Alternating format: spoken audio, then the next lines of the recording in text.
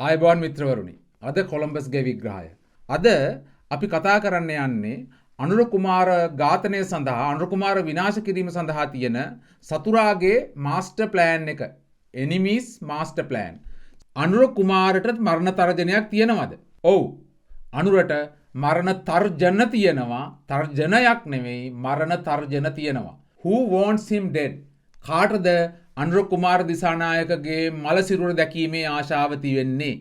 අනුර කුමාර දිසානායක කියන්නේ මේ වෙලාවේ මේ රටේ පොදු ජනතාවගේ ආශාව, හැබැයි ආශාව විතරක් නෙවෙයි මේ රටට තියෙන අනාගත බලාපොරොත්තුව.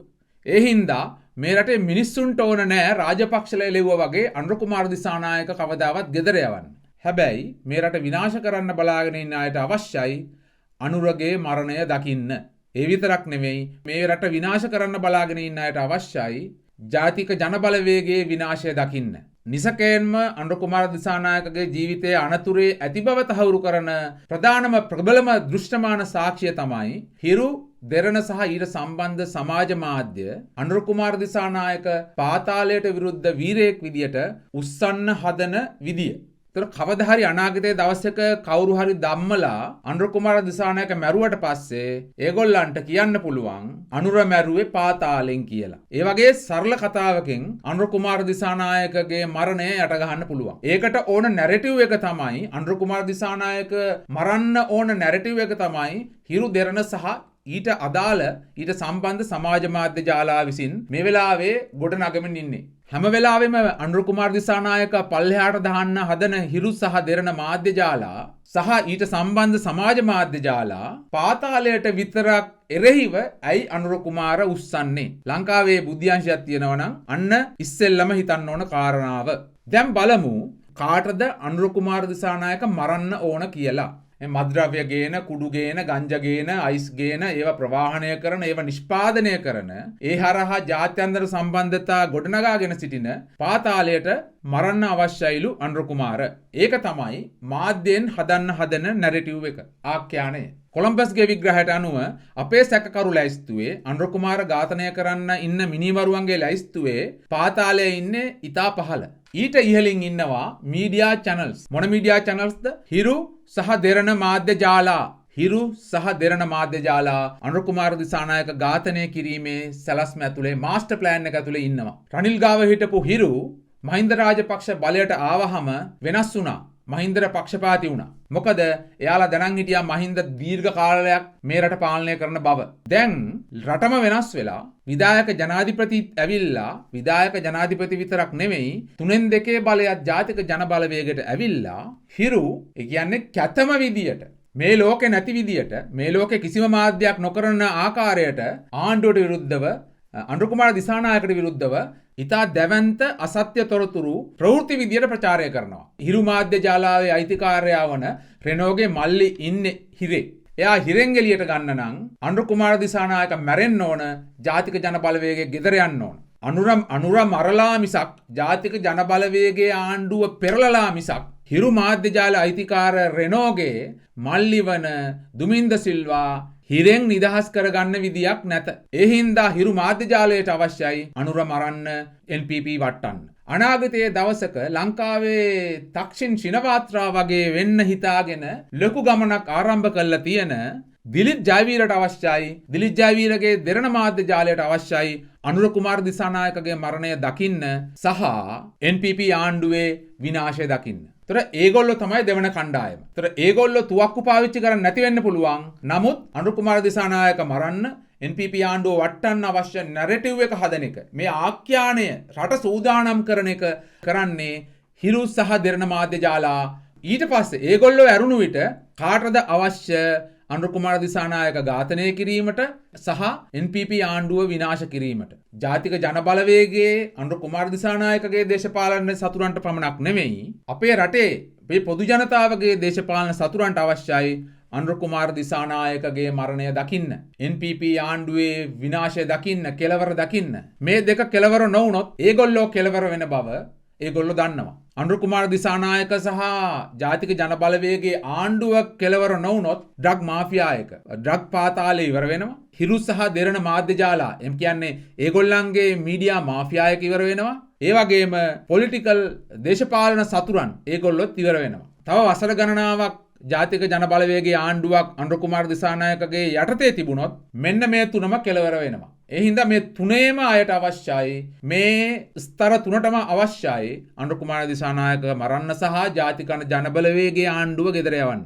අර කුඩු අදින මෝඩ කොල්ලෝ ඉන්න පාතාලේ තියෙන්නේ ඊට ගොඩක් යටින්. එයාලට කවදාවත් අනුර මරන්න ප්ලෑන් එකක් නැහැ. ප්ලෑන් එක තියෙන්නේ මේ මීඩියා මාෆියා හිරු දෙරණ මාධ්‍ය ජාලාවලට සහ NPP විරෝධී සතුරු ජාලාවලට. අනුර කුමාර දිසානායක මරන්න හදන අනුරගේ දේශපාලන සතුරන් රට ඇතුළෙත් ඉන්න පුළුවන්, රටෙන් එළියෙත් ඉන්න පුළුවන්. කියන්නේ ජාත්‍යන්තර දේශපාලන සතුරන් ඉන්න පුළුවන් සහ ජාතික දේශපාලන සතුරන් ඉන්න පුළුවන්. අනුර කුමාර දිසානායක ඝාතනය කිරීමට මාස්ටර් ප්ලෑන් එකක් ගහන ඔහුගේ දේශපාලන සතුරන්ට සහ මාධ්‍ය ජාලා මාෆියාවේ හිමිකාරයන්ට ඒගොල්ලන්ට පුළුවන්ද අනුර කුමාර දිසානායක මරලා ජාතික ජනබලවේගයේ ආණ්ඩුවේ බල දේශපාලනය වෙනස් කරන්න බෑ. ඒගොල්ලෝ ඒක දන්නවා. අනුර කුමාර දිසානායක මැරුවොත් අනුරගේ තැනට හරිනි එනවා. ඒ කියන්නේ හරිනි ජනාධිපති වෙනවා. බිමල් රත්නායක අගමැති වෙනවා. ඊට පස්සේ හරිනි මැරුවොත් මොකද වෙන්නේ? හරිනි මැරුවොත් බිමල් රත්නායක ජනාධිපති වෙනවා. නලින්ද ජයතිස්ස අගමැති වෙනවා. එතකොට බිමල් රත්නායක ජනාධිපතිවරයා වෙලා ඉද්දි බිමල් මැරුවොත් මොකද වෙන්නේ? බිමල් මැරුවොත් නලින්ද ජයතිස්ස ජනාධිපති වෙනවා. ප්‍රසන්න ගුණසේන අගමැති වෙනවා.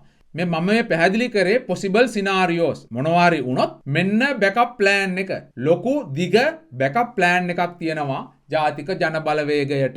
හොඳට මතක තියාගන්න ඕන අනුර කුමාර දිසානායක තනි මිනිහෙක් නෙමෙයි. ඒක අපිත් දන්නවා. ඒ වගේම ඔහුගේ දේශපාලන සතුරනුත් දන්නවා. දිලිත් ජයවීර, රෙනෝද සිල්වා සහ රාජපක්ෂ, වික්‍රමසිංහ, ප්‍රේමදාස, කල්ලි මේ සේරම දන්නවා ඒක.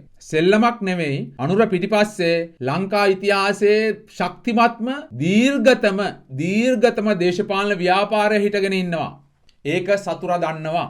අනුර කුමාර දිසානායක මරන්න මාස්ටර් ප්ලෑන් එක හදන කට්ටිය මේක දැනගෙන ඉන්නේ. අනුර මරලා බලය ගන්න බෑ කියලා ඒගොල්ලෝ දන්නවා. If it's not Anura, what is the real target? Anura Kumara Dissanayake නෙවෙයි නම් මොකක්ද එයාලට තියෙන ඇත්තම ටාගට් එක? කොලම්බස්ගේ විග්‍රහයට අනුව අනුර කුමාර දිසානායක ඝාතනය කරන මාස්ටර් ප්ලෑන් එකේ පළවන අදියර තමයි ලංකාවේ සංචාරක කර්මාන්තය ඉලක්ක කර ප්‍රහාරයක් එල්ල කිරීම. ඒ කියන්නේ අනුර කුමාර දිසානායක ඝාතනය කරනවා වගේ දේශපාලන ඝාතනයකින් නෙවෙයි රටේ ආර්ථිකය ඝාතනය කරලා බලය අල්ලා ගන්න සහ අනුර කුමාර දිසානායක ඇතුළු ජාතික ජන බලවේගය විනාශයට දක්වන්න. ඒක තමයි මාස්ටර් ප්ලෑන් එකේ තියෙන්නේ. ලංකාවේ ආර්ථිකයට ගහනවා නම් කොතනටද ගහන්න පුළුවන්?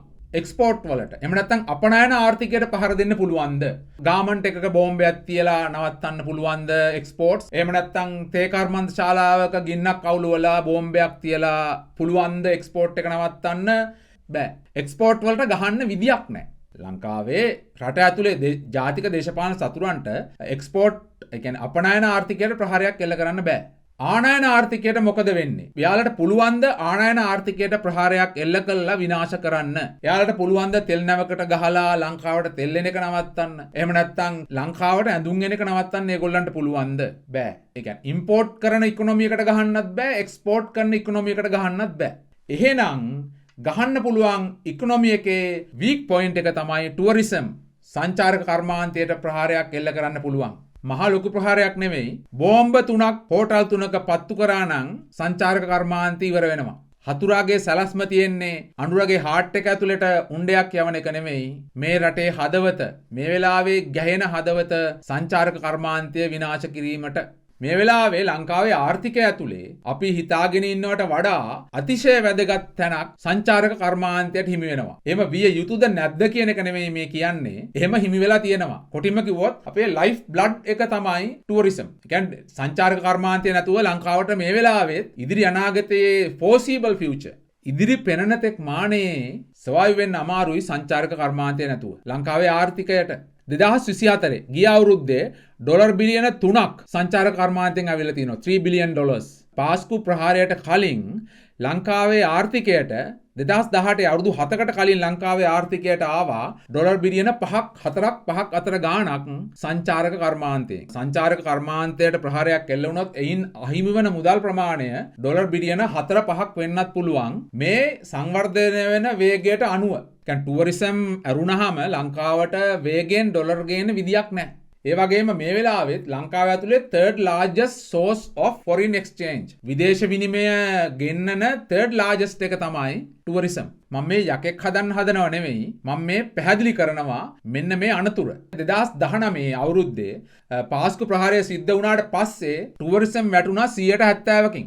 බිලියන 4-5ක් ආපු ආර්ථිකය බිලියන 1-2කට බැස්සා. බිලියන 3ක් එදා නැති වුණා. මෙදා පාර 2024 අපි මේ එස්ටිමේට් එකට ගත්තත් ඩොලර් බිලියන 3ක් ආපු සංචාරක කර්මාන්තය අර වගේ බෝම්බ 3ක් පොඩි බෝම්බ 3ක් එල්ල කළා ඩොලර් බිලියන 1ට අඩුවෙන් පහළට දාන්න පුළුවන්. 2019 බිලියන 7ක් තිබුණා අටවපු සංචිත විදියට හරි සංචිත. 2020 දී ඒ ඩොලර් සංචිතය 5ට බහිනවා. 2027 දී ඒ ඩොලර් සංචිතය 3ට බහිනවා. ඊට පස්සේ බැහැගෙන යනවා. සංචාරක කර්මාන්තයට බෝම්බ ප්‍රහාරයක් එල්ල කරොත් එතන මොකද්ද ඒකේ ඉම්පැක්ට් එක? ඒකේ බලපෑම මොකක්ද ලංකාවේ ආර්ථිකයට? අපිට පිටරටින් එවන ඩොලර් වලින් තමයි අපේ විදේශ විනිමය සංචිත ගොඩනගන්නේ. එතකොට ඩොලර් වෙන ප්‍රධානම ආකාර තුනෙන් එකක් සංචාරක කර්මාන්තය.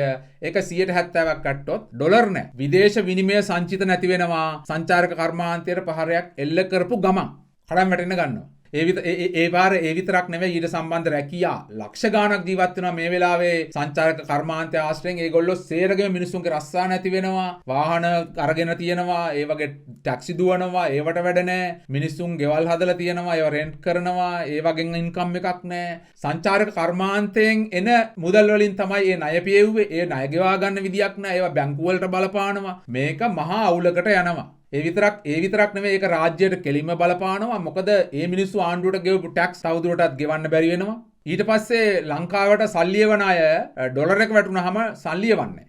මේ ලංකාවට විදේශ විනිමයන සංචාර කර්මාන්තය වැටුනොත් විදේශගත ශ්‍රී ලාංකිකයන් ලංකාවට මුදල් එවන මුදල් අඩු වෙනවා. ඒ විතරක් නෙමෙයි අපි එක්ස්පෝර්ට් මොනවා හරි කරනවා නම් අපනයන කරනවා නම් ඒ අපනයන කරන්නේ ලංකාවේ ස්වභාවික සම්පත් නෙමෙයි. ඒවට අපි දේවල් මිලදී ගන්න ඕන පිටරටින්. ඒවට සල්ලි නැහැ. එතකොට එක්ස්පෝර්ට් ඉකොනොමි එකත් වැටෙනවා. ලංකාවේ ටූරිසම් වලට ගහලා වැඩේ පටන් ගත්තොත් සතුරාට පුළුවන් ඉම්පෝර්ට් ඉකොනොමි එකත් වටන්න පුළුවන් එක්ස්පෝර්ට් ඉකොනොමි එකත් වටන්න පුළුවන්. කියන්නේ එක බෝම්බයක් ගහන්න නැතුව එක බුලට් එකක් නැතුව ඉම්පෝර්ට් ඉකොනොමි එකයි එක්ස්පෝර්ට් ඉකොනොමි එකයි දෙකම වටන්න පුළුවන් ටූරිසම් වලට ඇටැක් එකක් කරොත්. ඒක තමයි සතුරාගේ ප්ලෑන්. අනුර කුමාර දිසානායක ඝාතනය කරන මාස්ටර් ප්ලෑන් එකේ ප්ලෑන් A සහ ප්ලෑන් B තියෙනවා. බොහෝ දුරට ප්ලෑන් A වෙන්න පුළුවන් without bullets. ඒ කියන්නේ අනුර කුමාර දිසානායක වෙඩි තියලා මරන්නේ නැහැ. බෝම්බ ගහලා මරන්නේ නැහැ. ඒ වෙනුවට ඇටැක් ඉකොනොමි. එයාලා ඉකොනොමි එකට ඇටැක් කරන කොහොමද? සංචාරක කර්මාන්තයට ඇටැක් කරනවා. ඊට පස්සේ සංචාරක කර්මාන්තයට කරන ඇටැක් එකෙන් ලංකාවේ සම්පූර්ණ ඉකොනොමි එකම කඩාගෙන වටන්න පුළුවන් මේ වෙලාවේ. ආර්ථිකය කඩාගෙන වැටෙනවා. මිනිස්සුන්ගේ ජීවිත අවුලට යනවා. එතකොට මිනිස්සු ආණ්ඩුවට චෝදනා කරන්න ගන්නවා. ආණ්ඩුවට තමයි බ්ලේම් එක දාන්නේ. මොකද ආණ්ඩුවට තමයි බලය තියෙන්නේ. ඊට පස්සේ මෙන්න මේ වගේ ජනතාව අතර අප්‍රසාදය ඇති කරලා අන්නේ ජනමතය තමන්ගේ දේශපාලන බලය වැඩි කිරීමට ඒගොල්ලන්ගේ සතුරන්ගේ ඡන්දකොඩ වැඩි කරගන්න ඒ ජනතාව පාවිච්චි කරනවා. අන්න ඒක තමයි මේ මාස්ටර් ප්ලෑන් එකේ තියෙන්නේ. ප්ලෑන් B තමයි with bullets. ඒ ප්ලෑන් එකට අනුව ඉස්සෙල්ලාම ඒගොල්ලෝ අනුර කුමාර දිසානායක මරනවා. මරලා ඒකේ චෝදනාව පාතාලයක් පිටේ යවනවා. අන්න ඊට පස්සේ අනුර ඉස්සෙල්ලා මරලා ඊට පස්සේ ඉකොනොමි එකට ඇටැක් කරනවා. ඒ කියන්නේ සංචාරක කර්මාන්තයට ප්‍රහාරයක් බෝම්බ ප්‍රහාරයක් possibly එල්ල කරනවා. ඊට පස්සේ ලංකාවේ ආර්ථිකය වැටෙනවා. ජන ජීවිතය අවුල් වෙනවා. රට පවත්වාගෙන යන්න අමාරු වෙනවා. අන්න එහෙම වුණාම ඒගොල්ලොම ඒ කියන්නේ අනුර මරපු අයම අනුරගේ දේශපාලන ඝාතකයින්ම කතාවක් හදනවා. අනුර දක්ෂයි. අනුර හිටපු කාලේ ලස්සනට කරා. මේගොල්ලොන්ට බලය දුන්න විතරයි අනුර නැතුව මේගොල්ලන්ට කරන්න බෑ. ඒ හින්දා අනුර නැතුව මේගොල්ලන්ට බැරි හින්දා මේගොල්ලෝ ෆේල්. දැන් අනුර නැහැ. ඒ හින්දා අපට ඡන්දෙ දෙන්න කියලා ඒගොල්ලෝ ඡන්දයක් ලං වෙලා බලය ලබා ගන්න සැලැස්මක් තියෙනවා. මේ ප්ලෑන් B වුණාට මේක වෙන්න තියෙන ඉඩත් වැඩි. Plan A without bullet, plan B with bullets. මෙන්න මේ ක්‍රම දෙකෙන්ම අනුර කුමාර දිසානායක ඝාතනය කරලා NPP ආණ්ඩුව ගෙදර යවන්න පුළුවන්. අනුර කුමාර දිසානායක ඝාතනය කර NPP ආණ්ඩුව ගෙදර යවන මේ මාරාන්තික ප්‍රහාරයට එල්ලවන කාලය ගැන උපකල්පනයක් කරන්න පුළුවන්. අපි හිතනවා මේක තමයි ටයිම් ෆ්‍රේම් එක. බොහෝ දුරට 2028 වර්ෂයේදී හෝ ඊට ආසන්නයේදී අනුර කුමාර දිසානායක ඝාතනය කරන මාස්ටර් ප්ලෑන් එක ඇක්ටිව් කරන්න පුළුවන්. මේ වෙලාවේ ඉකොනොමියකට ආර්ථිකයට ප්‍රහාරයක් එල්ල කරොත් ඒකත් too early. ඒ කියන්නේ අනුර කුමාර දිසානායක ශාරීරිකව මරන්නත් too early. ලංකාවේ ආර්ථිකය විනාශ කරන්නත් too early. ඇයි? අනුර කුමාර දිසානායකට තව අවුරුදු 4කට බලය තියෙනවා. NPP ආණ්ඩුවට තව අවුරුදු 4කට 5කට බලය තියෙනවා. අනුර මැරුවත් ඉකොනොමියකට ඇටැක් කරත් ඒ දෙකෙන්ම රිකවර් වෙන්න හොඳ කාලයක් තමයි අවුරුදු 4ක් 5ක් කියන්නේ. 2028 අවුරුද්දේ ආර්ථිකයට සංචාරක කර්මාන්තයට ප්‍රහාරයක් එල්ල කරොත් අන්න එතකොට ප්‍රශ්නයක් එනවා. ලංකාවේ 2028 අවුරුද්දේ තමයි ලංකාව ණය ගෙවන එක පටන් ගන්න ආයෙත්. මේ දැන් තියෙන සරල එස්ටිමේට් එකට ඇස්තමේන්තුවට අනුව 2028 ණය ගෙවන්න ඩොලර් බිලියන එකක් ඕන වෙනවා. ඩොලර් බිලියන එකක් 2028 ඕන වෙද්දී සංචාරක කර්මාන්තයට ප්‍රහාරයක් එල්ල කරොත් ඩොලර් බිලියන 2ක් 3ක් එන ආදායම් නැති වෙනවා. එන ආදායම් ඩොලර් බිලියන 2ක් 3ක් නැති වෙලා තව ඩොලර් බිලියන එකක් ගෙවන්න වුණාම මොකද වෙන්නේ? බොහෝ දුරට මෙන්න මේ මාරාන්තික ප්‍රහාරය එල්ල විය හැක්කේ අනුර කුමාර දිසානායකට එහෙම නැත්නම් අපේ රටට මාරාන්තික ප්‍රහාරය එල්ල විය හැක්කේ 2028 අවුරුද්දේදී හෝ ඒ ආසන්නයේදී. දැන් හැමෝම කතා කරනව නේද මේ අනුර කුමාර දිසානායක ඝාතන කුමන්ත්‍රණයක් ගැන එහෙම නැත්නම් ඝාතන උත්සාහයන් ගැන ඒ සඳහා තියෙන ප්ලෑන් එකක් ගැන. ඇයි මේ කතන්දර එන්නේ? ෆෝල්ස් ෆ්ලැග් ඔපරේෂන් එකක් තමයි මේ වෙන්නේ. ෆේක් නිවුස් විදියට මේක ප්ලාන්ට් කරනවා. අනුර මරන්න හදනවා, අනුර මරන්න හදනවා, අනුර මරන්න හදනවා. ඒ වගේම ඊට අවශ්‍ය එවිඩන්ස් ප්ලාන්ට් කරනවා. ඒ කියන්නේ යාලා නැරටිව් එකක් කතන්දරයක් හදලා ඒකට අවශ්‍ය එවිඩන්ස් ප්ලෑන් කරනවා. ඒ කියන්නේ අනුර උතුරට යද්දී පුපුරන ද්‍රව්‍ය උතුරේ තිබුණා කියලා නිවුස් එකක් යනවා.